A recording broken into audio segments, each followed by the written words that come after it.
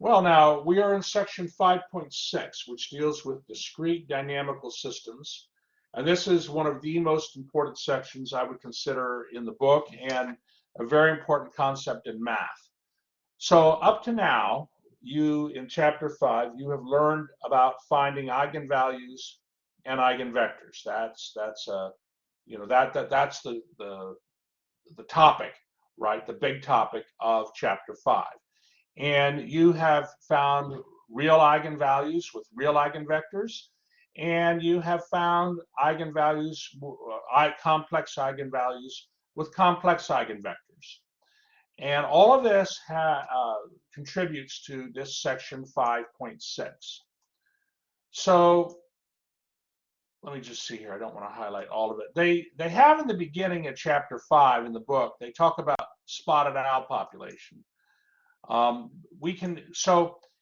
What's going on here with how can we relate eigenvalues and eigenvectors to these discrete dynamical systems? Well, let's talk about it. Eigenvalues and eigenvectors provide the key to understanding long-term behavior or evolution of a dynamical system described by the difference equation, x sub k plus 1, that's the stage vector at time k plus 1. That equals a times the stage vector at time k. So x sub k plus 1 equals a times x sub k. And the vectors, I'm just reading sort of selected things here. The vectors a sub k give information about the system as denoted by k as time passes. So k could be the kth day, the kth month, the kth year, and so forth. Now the applications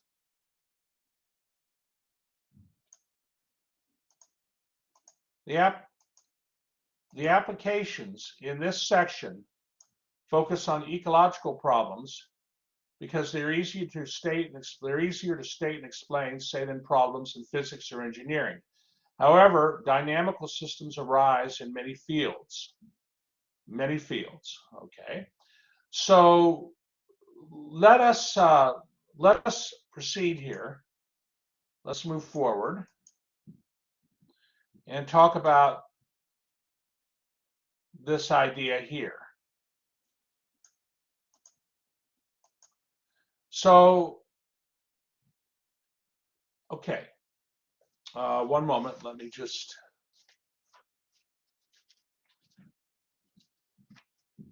so if A is diagonalizable, if you have a square matrix, an n by n matrix A, and it is diagonalizable, it has to have n linearly independent eigenvectors and corresponding eigenvalues.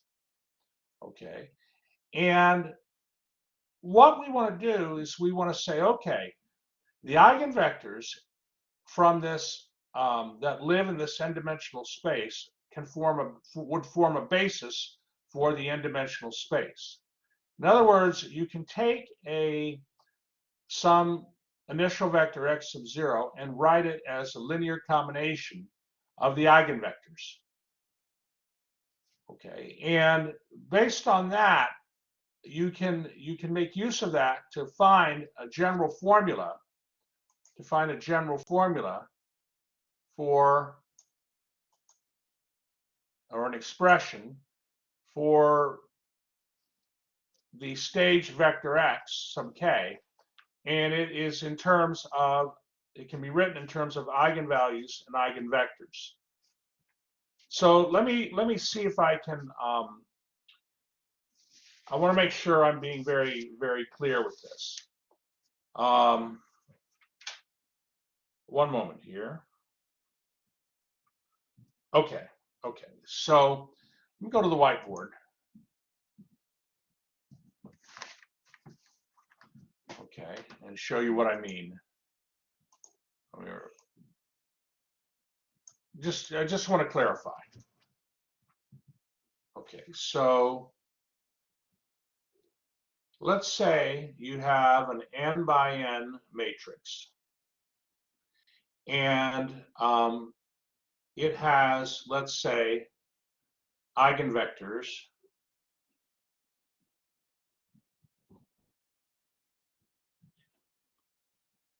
v1, v2, up to vn. And we're assuming these eigenvectors are all linearly independent. That would mean that that matrix, say, is diagonalizable. Okay. All right. So diagonalizable, of course, means the matrix A is equal to P, a matrix P, times the matrix D times P inverse. The matrix D is the diagonal matrix whose diagonal consists of the eigenvalues of the matrix of A, and the matrix P consists of, it's the matrix whose columns are the eigenvectors of P. Now, if we have some initial vector x sub 0, okay, that is n by 1 vector, that because you have a linearly independent eigenvectors v1 to vn, those eigenvectors form a basis for Rn space. So let me just maybe add a little something to what I have here. I'm not quite ready for this. The vectors v1, v2, v3, up to vn are a basis for this, for n-dimensional space. Okay, because the eigenvectors are of size n by 1. So they live in Rn, n-dimensional space, and they're going to be a basis. This means then that you could take some initial vector x, okay, that if it is an n by 1 vector, it can be written as a linear combination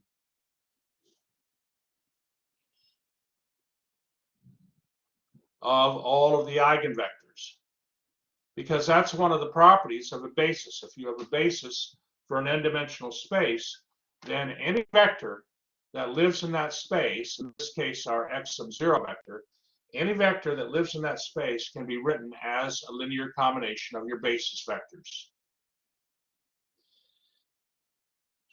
So let's say you want to find x sub 1, and x sub 1 by the dynamical system is equal to a times x sub 0. So we saw this, for instance, with migration matrix. We had an initial distribution vector. We multiplied it by the migration matrix, and that gave us the distribution of, for instance, the city and the suburbs, the distribution of the population in city and suburbs 1 year later. Okay. So x sub 1 was equal to, well, a times x sub 0. Well, what you can do, you see, is you can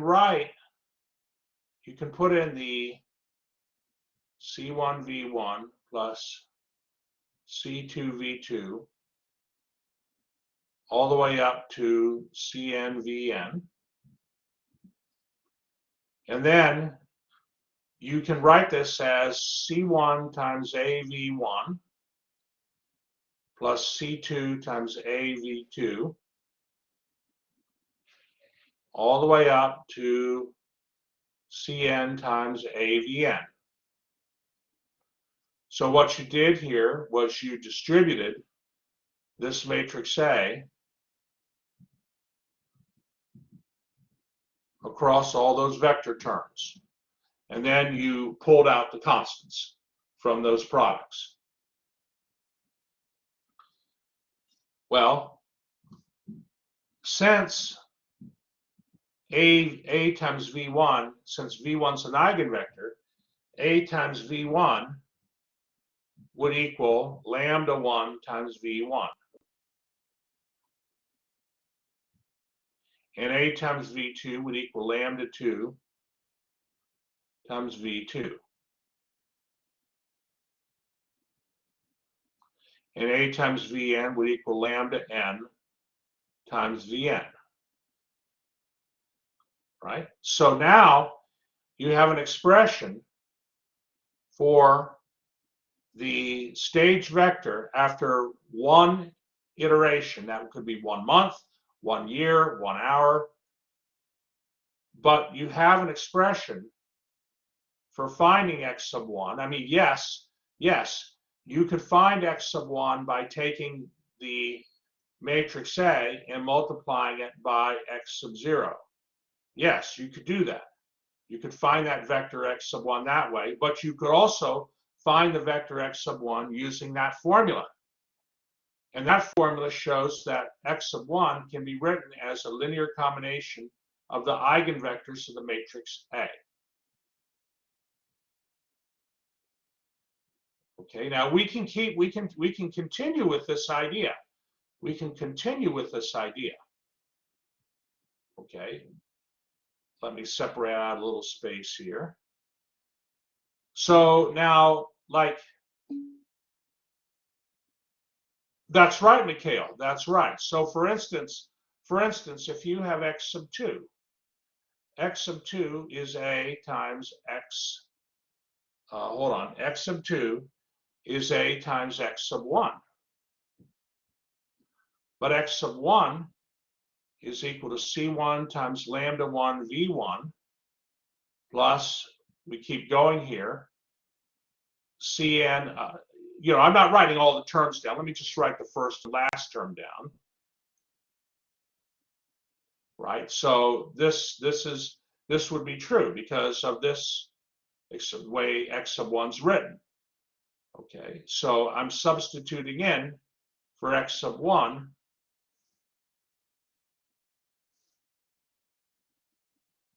this is all x sub 1 now. And what we can do, right, is we can bring out C1 lambda 1.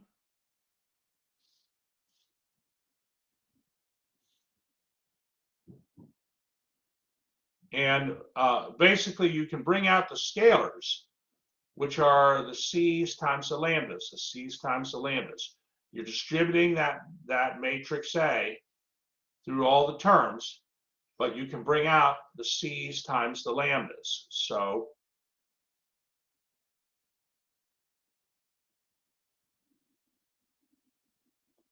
and what happens is, you see, hold on, I'm going to need a little more space here. Let me just, it happens, you run out of space. I like to be sure things are clear.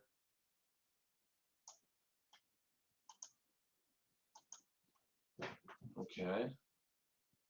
That's why pencils have erasers, right?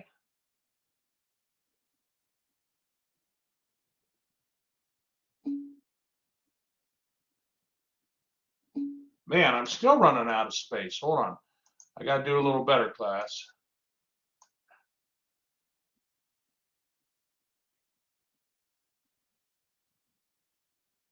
Hold on. Let me do a little better here.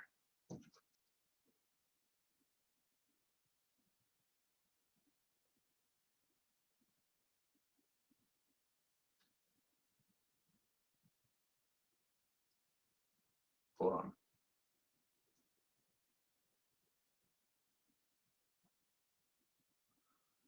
Oh, all right. I'm going to have to do this differently. We're going to get it.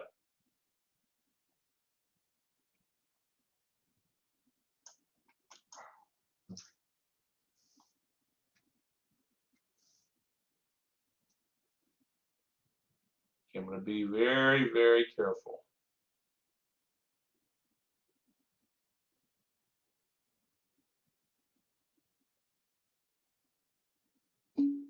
There. That did it. Now, again, A times V1 is just lambda 1 times v1 because v1 is an eigenvector. Na times Vn is just lambda n times Vn because, again, V is an eigenvector. And so what happens is for this x sub 2, you end up getting this expression.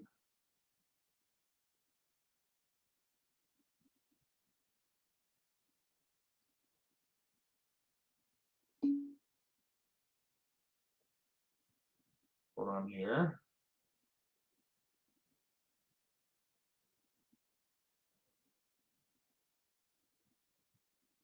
I ran out of room again. Gosh darn it.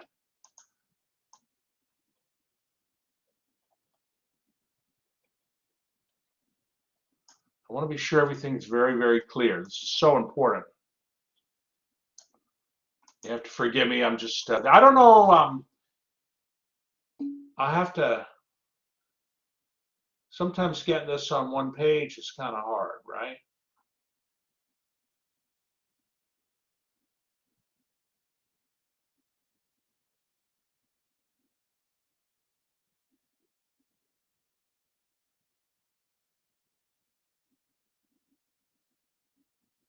There, I think that worked.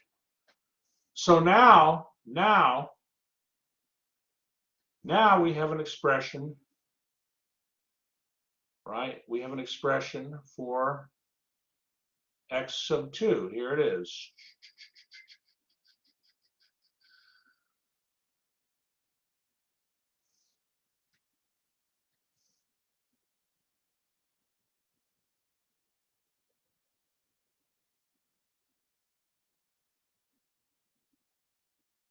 Okay. Now let me see, there's a few chat messages here. Well, Cameron, yeah, I know. I just kind of wanted it all there. I understand, Cameron. All right, so do you see here there's a pattern going on? Do you see there's a pattern?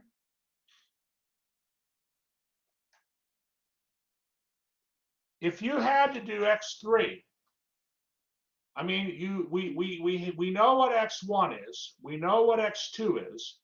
If we had to do x sub 3, okay, what would it be? C1 times lambda 1 to what power? Good, to the third power times the first eigenvector plus C2 times lambda 2 to the third power times the second eigenvector. And finally, C sub n times lambda n to the third power times the third eigenvector. To the nth eigenvector. Okay, are we all right with this, class? Are we all right with this? Are there any questions?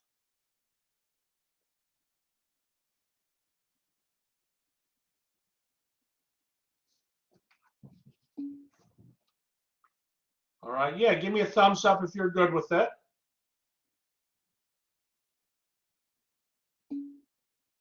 Marcella's good, Mikhail's good. Okay, good. David's good, excellent. Jacob's reasonably comfortable.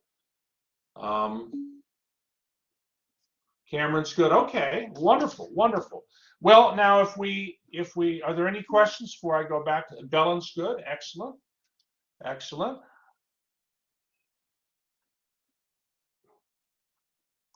Okay, well then let's go back to the book here.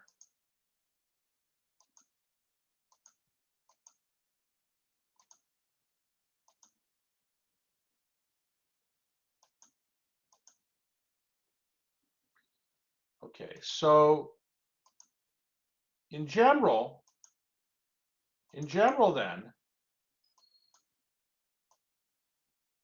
for the distribution at stage, x sub k, which is the stage vector for the kth month or year or whatever time period you're using, that can be written as this beautiful linear combination of the eigenvectors.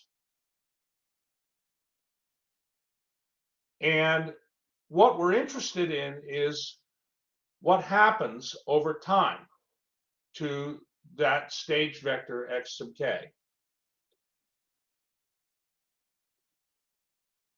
Okay, so for instance, a stage vector x sub k could be the number of owls and the number of rats in a region, for example. It doesn't have to be probabilities. It could be numbers of species. So let's go to an example here. Let's go right to an example that I have prepared for you.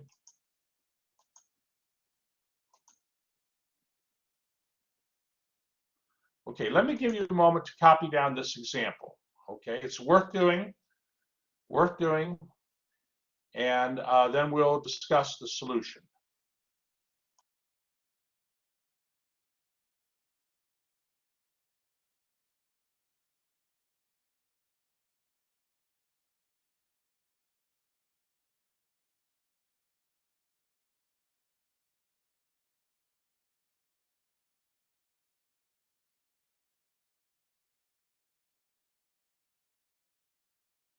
Well, the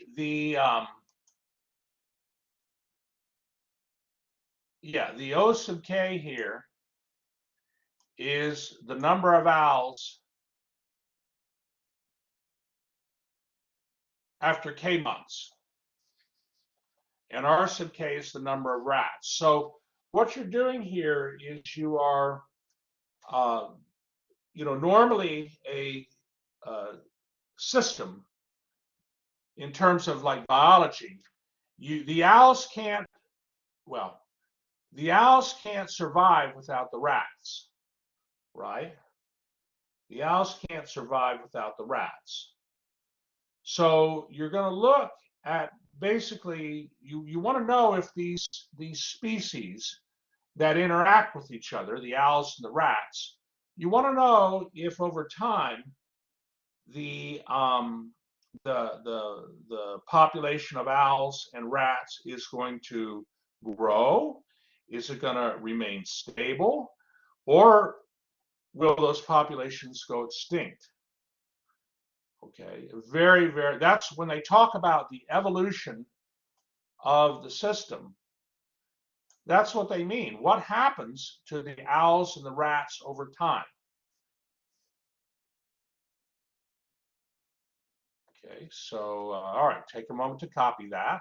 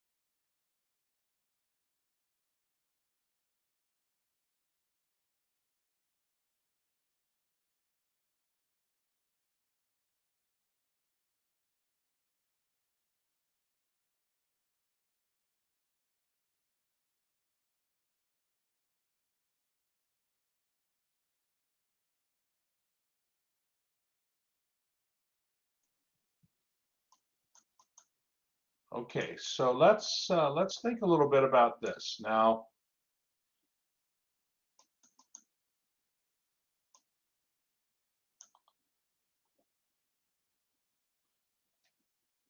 So if we focus here on this first, hold on. If we focus here on this first equation,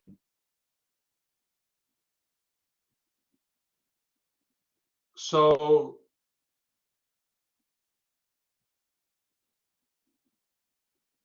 this equation says that the number of owls in the K plus first month is dependent on the number of owls and the number of rats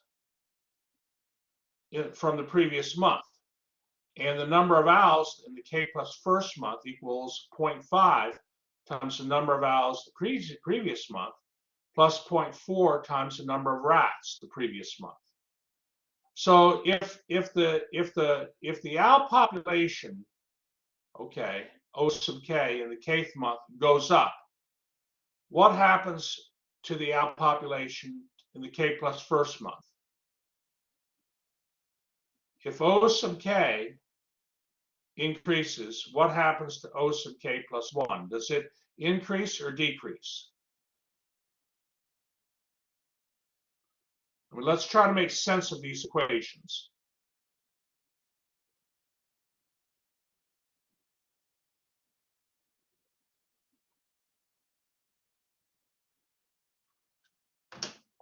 Would having more owls the previous month, I mean, how are the owls in the K plus first month,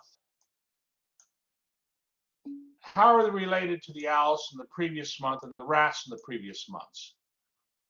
Well, okay, let me do it like this. Hold on.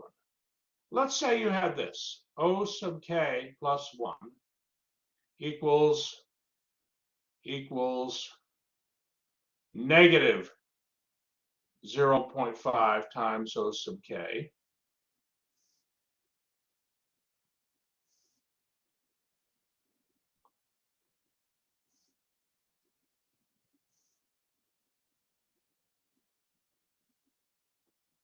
Okay, negative plus 0.4 times R sub k.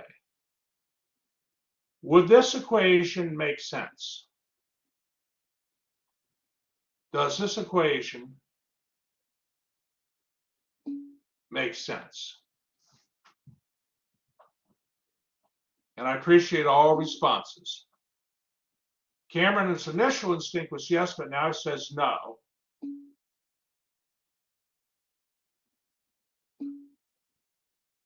Well, so if let's say that you're talking the month of April. Let's say O sub k is the number of owls in the month of April.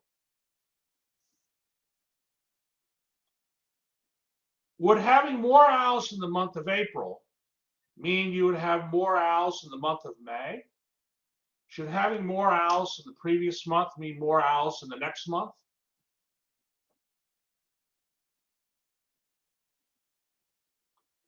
If you have a larger, I mean, does the number of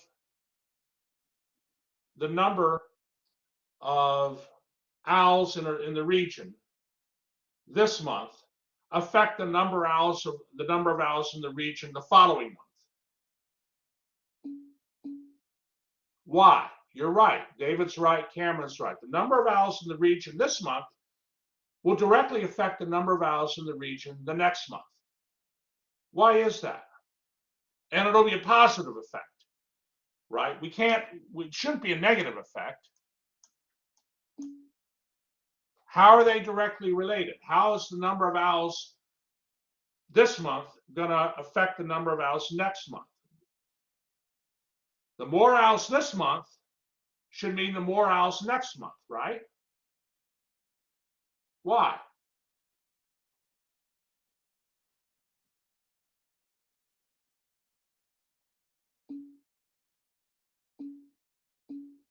Well, what do owls do? What do animals do? They reproduce. That's right, Cameron. That's right, David. They breed.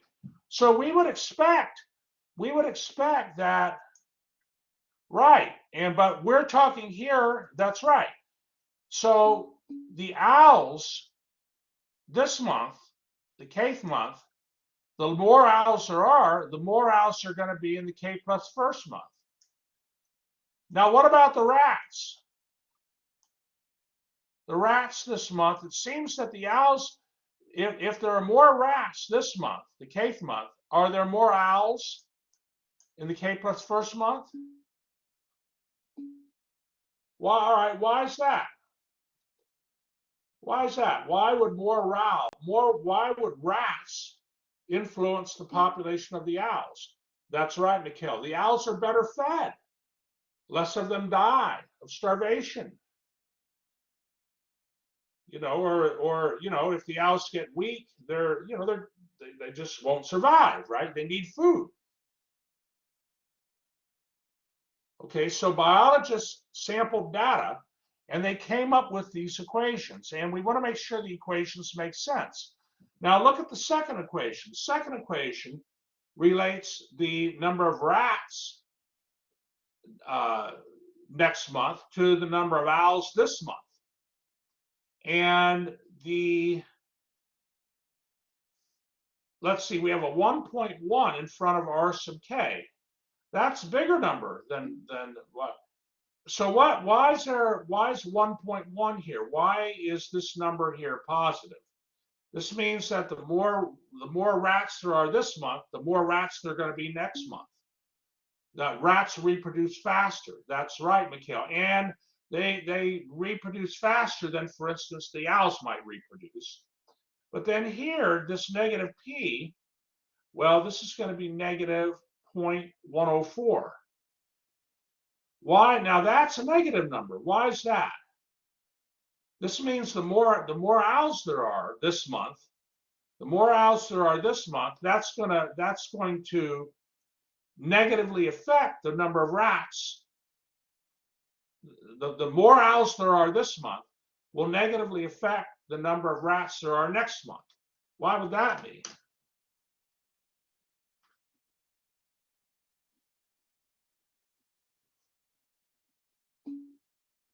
That's right, David. The owls eat the rats and take away from the population. Right? So this is an example of a dynamical system. Now, what do we want to find? What do we need to find here? Well, let's see here. So if we were to take,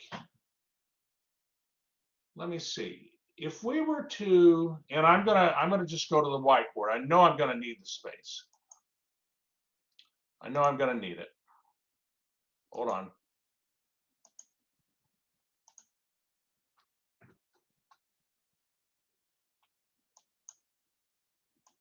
Okay, so one moment here. Okay, so O sub k plus 1 equals 0.5 times O sub k plus 0.4 times R sub k. Okay, so the number of owls next month equals 1/2 times the number of owls this month plus 0.4 times the number of rats this month. The number of rats next month will equal negative 0.104 times the number of owls this month plus 1.1 times the number of rats this month. So if we were to design, if we were to define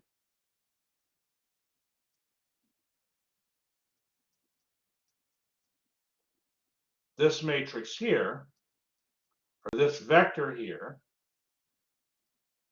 this would be vector x sub k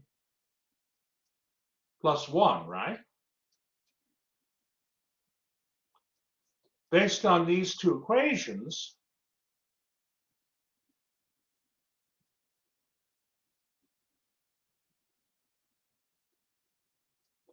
we ought to write the equations as a matrix equation.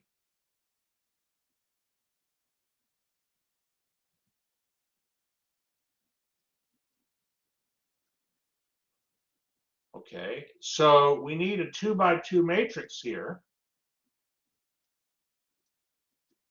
What are the entries going to be along the first row? What are the entries along the first row going to be?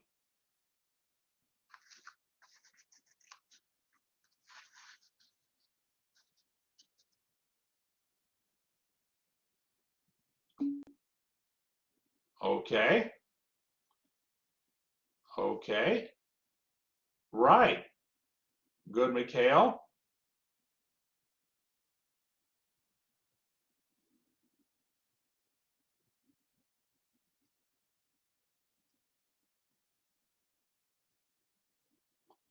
Right. This is our A. And K goes 0, 1, 2. Right. Well, of course, we want to write this system of equations, which determines the evolution of our system with owls and rats for this area, okay, for this region. We want to write that as a matrix equation and identify the matrix A. Now, what are we going to do? What are we going to do with the matrix A here? What do we need to find? Because when they say in the problem, determine the evolution of the system, evolution means find the limit as k goes to infinity of x sub k, or x sub k plus 1. Okay, that's evolution, right? What happens over time, over many, many, many months? Okay. What do we need to find for the matrix A? What's necessary to find?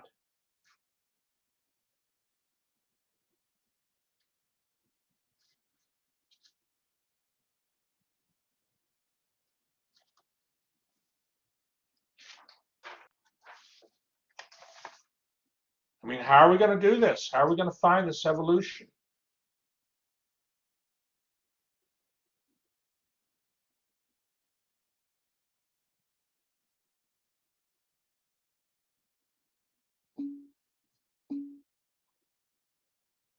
Okay. Well, we're not finding, David, we're not finding a steady state vector. Now, I will tell you, David makes an interesting point. If it were a stochastic matrix, where like your vectors here are probability vectors that have probabilities, we would in fact be finding a steady state vector. The evolution would be that. But here we don't have, since O sub k and R sub k are numbers of owls and rats, you don't even have their probability vectors. So the matrix A can't be a stochastic matrix. It's not a stochastic matrix like you saw back in section 4.9.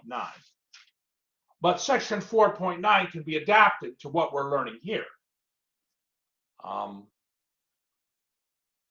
What are you finding in chapter 5? These problems in chapter 5 involve finding what? Eigenvalues, that's right, and eigenvectors. That's right, Mikhail, that's right. So, okay, if we go back to our problem now, okay, I mean, here we are. We know what the matrix A is, and we're going to use MATLAB to help us. Okay, so you know how to find eigenvalues and eigenvectors. You're showing me that on your fourth exam, right? And in the instructions for the exam, I specify very clearly about that. You're showing me how to find eigenvalues and eigenvectors. So now we can, now that we know how to do that, let's use MATLAB to help us. Okay. You can get the eigenvalues and eigenvectors. You could work it out. But for section 5.6, since the numbers are a little bit difficult here, we'll use MATLAB to help us.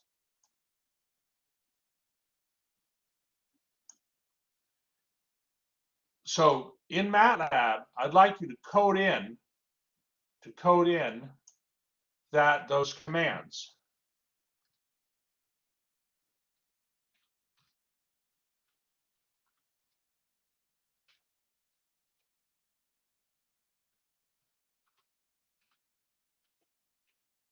Code in that command.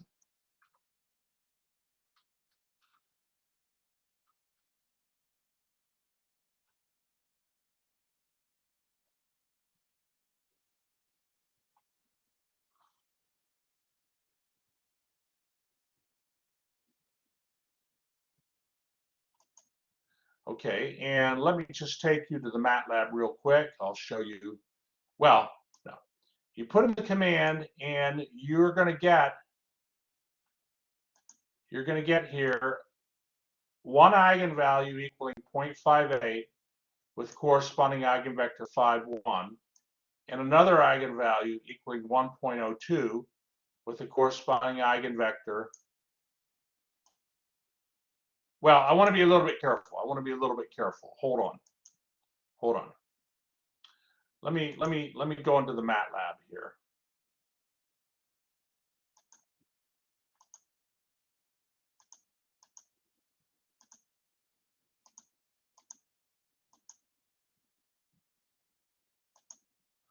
Okay, so I typed in the matrix A. I coded in the matrix A. By the way, I used a command at the beginning called clear variables, clear vars. What that does is it clears out old variables so that they won't affect your programs. Sometimes a stored variable can affect your program. I don't know if anybody's ever had that, maybe in another computing class where you're running a program and you code, you're getting like kind of crazy answers. Cameron's had that.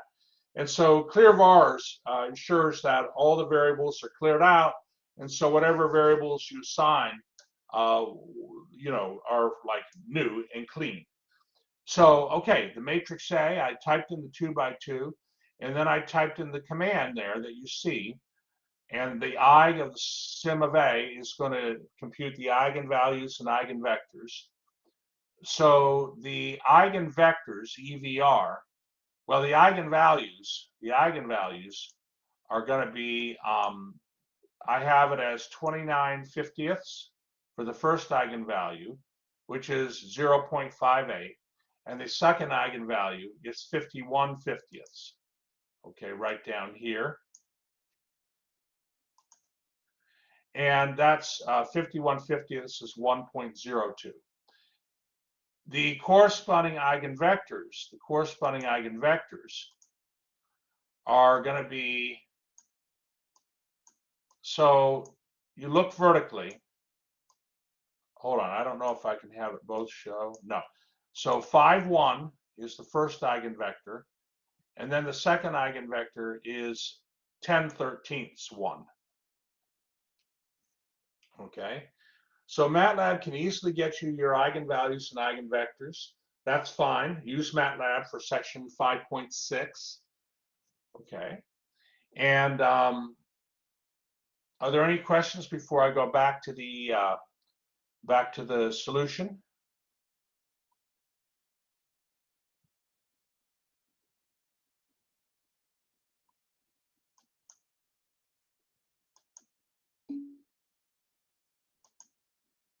Okay, we're good. All right, let's go back to the solution. Okay, so let me see here.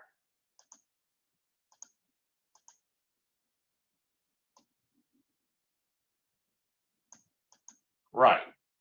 So what I did is that second eigenvector, which was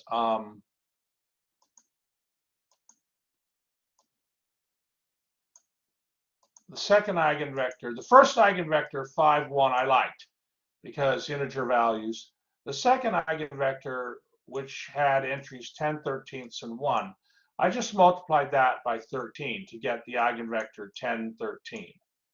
That's also eigenvector. Okay, any multiple of an eigenvector is itself an eigenvector. And I showed that down here. Here, if you have a times x equals lambda times x, and the vector x isn't equal to 0, that vector x is an eigenvector. But then if you have a times cx,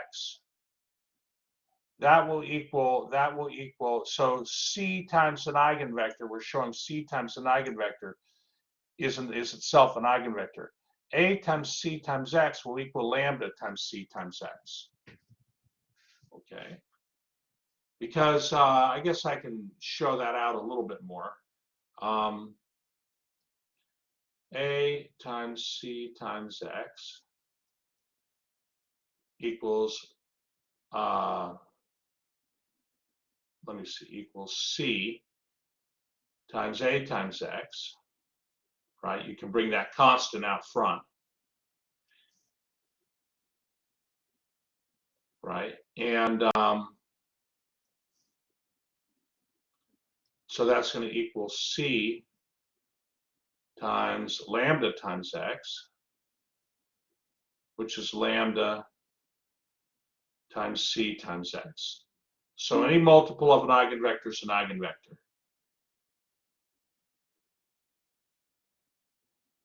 Well, we'll have to look at that. Who in their MATLAB, got. So Mikhail said his MATLAB is complaining a little bit, but how many of you did it work out just fine, your eigenvectors? I didn't use the double command at all. I just did it, the way I showed it. Don't use the double command, and it should work okay. You did not, okay. All right, for who of you, the class, did your MATLAB work out for finding the eigenvalues and eigenvectors? I mean, it should work. I'm using version 2021, so. Yeah, oh yeah, Mikhail, you have to put the matrix into A. Yeah, you have to define A equals the matrix. You have to define A equals the matrix.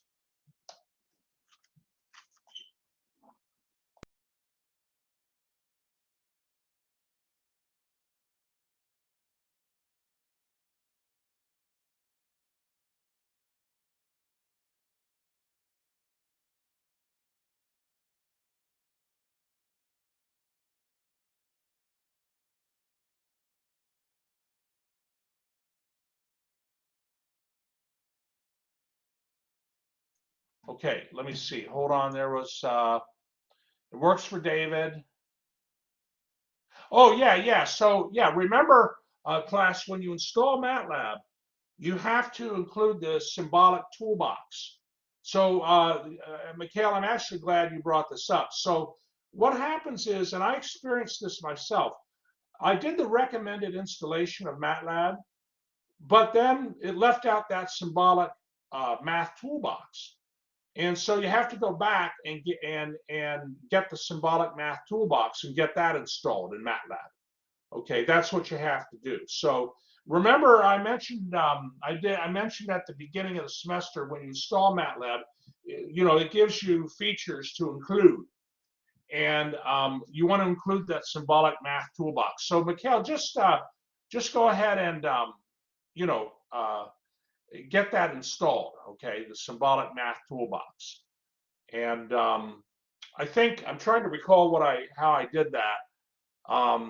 I think what happens is when you're prompted, when it says require symbolic math toolbox, you then can install it, right? It allows you to install it right there, right? It gives you the option to install it, right? I think that's what happened. Okay. So we have our two eigenvalues, our two eigenvectors. Now we are able to move forward here. So after k months,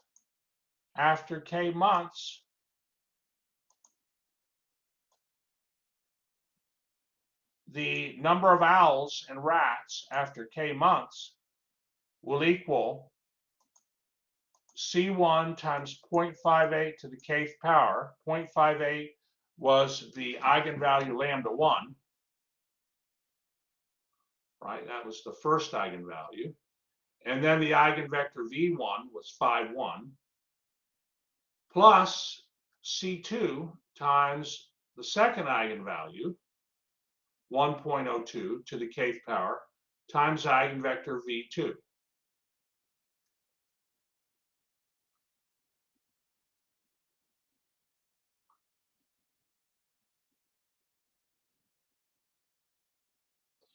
So you have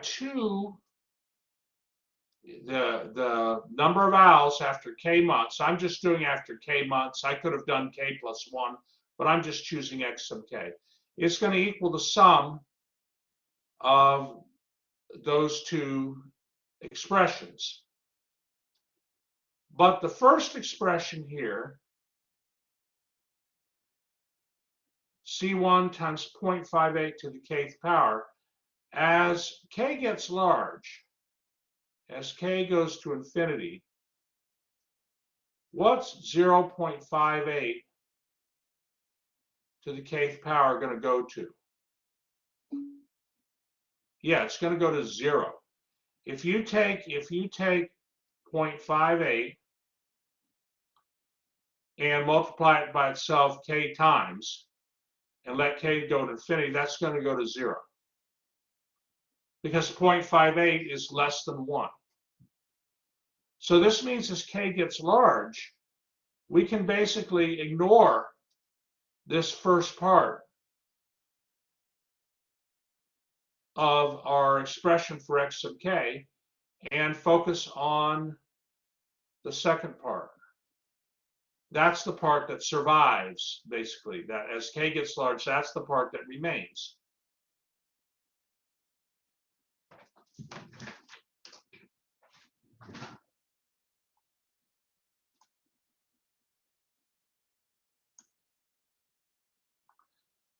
Okay, and another thing also is when k is large, well, that's right, Mikhail. So we're trying to see what's the evolution of the owls and rats in this region. And what happens to 1.02 to the kth power? 1.02 to the kth power, is that exponential growth or decay? 1.02 to the kth power.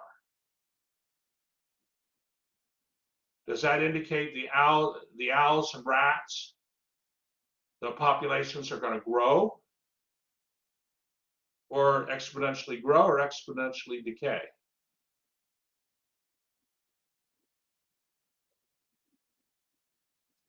What is 1.02? If you have 1.02 to the kth power, that goes to what? That's right, David. What does 1.02 to the kth power approach as k goes to infinity? 1.02 is greater than 1. That's right, it's going to go to infinity. Okay, so essentially it means growth. It means growth. So the populations of owls and rats grow, and also when k is large, Okay, the K plus the K plus first month would be approximately equal to this expression here. But the 1.02 to the K plus first power, what we can do is we can write that as 1.02 times 1.02 to the kth power. See that? And that's useful. That's useful to write it that way because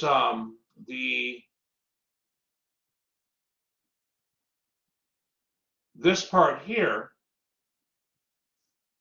let me just highlight it with the marker here. The C2 times 1.02 to the kth power times the vector 10/13th, that just equals x sub k, right?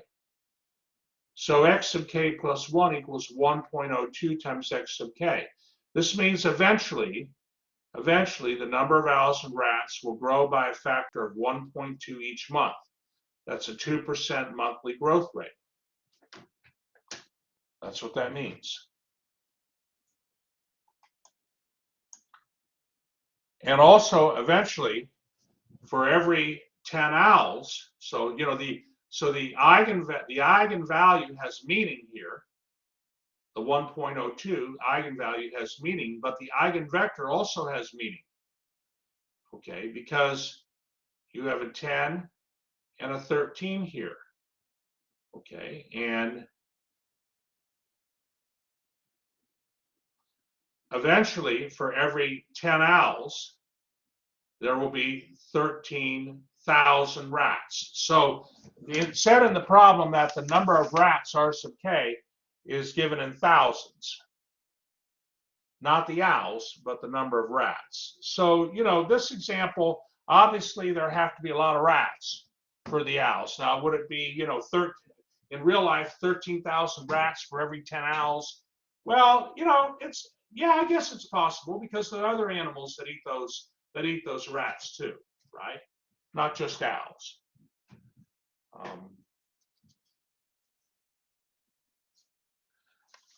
So both species are safe. Both species are safe in the sense that they're not going to die out. They're not going to die out.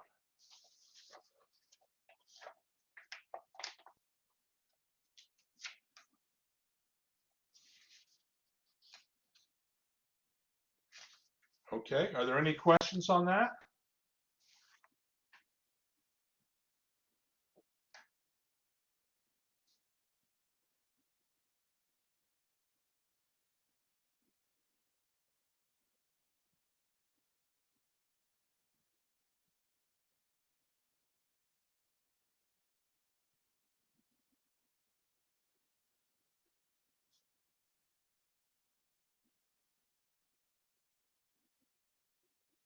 Okay, all right.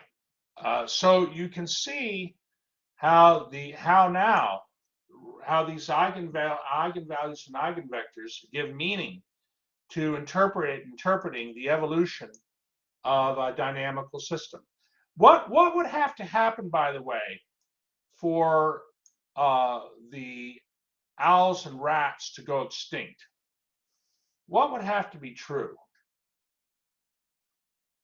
Or any population, any population, and the populations are, their fate is connected to each other in this model, right? And to some degree, it makes to some degree it makes sense because if the rats grow, the owls are going to grow, right? If the rat population grows, the owl population grows. It makes sense. If the rat population were to go extinct, probably the owl population in this simple model would go extinct.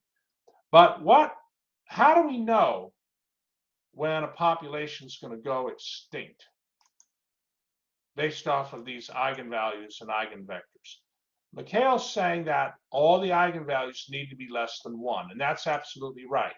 If you have a dynamical system and you can, and you know, let's say biologists come up with a dynamical system, uh, and they compute the, you know, based on data, and they compute eigenvalues, and and their eigenvalues are all less than 1. Okay, then population is going to go extinct, and then they're going to sound. Then that sounds an alarm, right? Endangered species, right? That's what would happen. So it's absolutely amazing how we're connecting, how linear algebra is playing a role in determining if species in an ecosystem or a region survive or eventually die. And of course, if a species, if it's determined based on, you know, the data collected and the model that a species is heading towards extinction in the future, steps can be taken to perhaps change that outcome, right? And they do that. For instance, California condors in California, I wrote a report on them and actually got a little award on that in high school. But they were going extinct, right? At least back in the 80s, they were quite endangered. I think now California condors, I believe they are, their populations are growing. I believe. I think it's getting, if I remember correctly, they still might be endangered, but I think things are getting turned around, and that's because laws get changed based on these you know, based on these results. You know, like you can't hunt them anymore, that kind of thing, right? I mean, how many think this is absolutely fascinating that we are using math to help us determine if species survive in the future or go extinct? I mean, how many, the fact that that math can help us answer these very important questions, I mean, isn't that fascinating?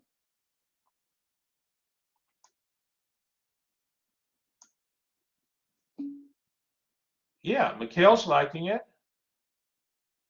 Who else thinks it's kind of cool?